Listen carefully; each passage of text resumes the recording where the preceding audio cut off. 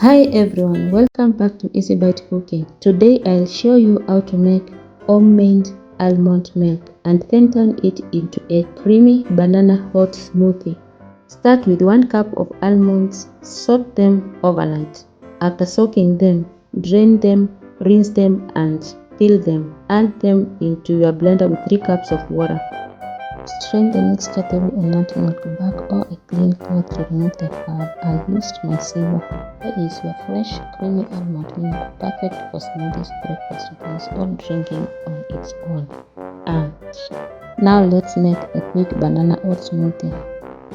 Add your bananas, I added 2, and a quarter of oats into my blender. Pour in the homemade almond milk and then blend until smooth. Add a pinch of cinnamon and a little honey if you like it sweeter.